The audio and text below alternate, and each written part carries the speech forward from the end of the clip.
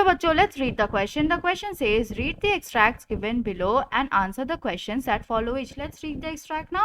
Away in the Northland, where the hours of the day are few and the nights are so long in winter that they cannot sleep them through. So बहुत दूर Northland बोलकर एक जगह है जहाँ पे दिन जो होता है वो शॉर्ट होता है, जो रात होती है वो बहुत लंबा होता है. वहाँ पे विंटर सीजन चल रहा है, वहाँ के लोग जो है वो अच्छे से सो नहीं पाते रात भर. सो क्या की पॉइंट्स हम ध्यान में रखेंगे इस एक्सट्रैक्ट से जुड़े कोई भी क्वेश्चन का आंसर लिखते वक्त? जो पोएम है वो नॉर्थलैंड के बारे में, जहाँ पे दिन जो होते हैं वो शॉर्ट होते हैं और रात जो होती है वो लंबी होती है, और वहाँ के जो लोग होते हैं वो सो नहीं पाते रात को. Now the poem is about Northland where the days are short and nights are longer. The people of the Northland couldn't sleep at night. Let's see the first question given. According to the poet, what is Northland? What kind of days and nights are there in Northland during the winters? So poet के अनुसार Northland क्या है और वहाँ पर किस तरह के days और nights होती है Northland में winters के समय.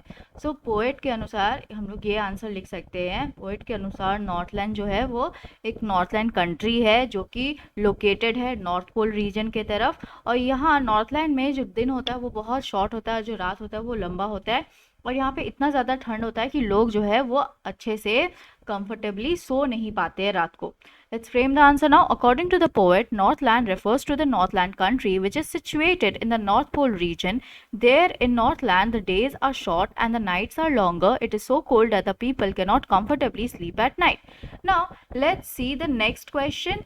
Which poetic device has been used in the line away in the Northland? What does it suggest or signify? So, कौन सा poetic device यहाँ इस line में away in the Northland में यूज़ किया गया है, और ये जो लाइन है वो क्या सजेस्ट कर रहा है या फिर क्या सिग्निफाई कर रहा है?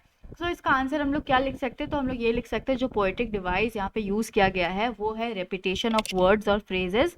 इस लाइन में अवे इन द नॉर्थलैंड है ना, अवे और अवे दो बार बोला गया तो रिपीट हो रहा है, राइट, रिपीटेशन, और ये सजेस्ट कर रहा है कि कितनी दूरी पे नॉर्थलैंड है.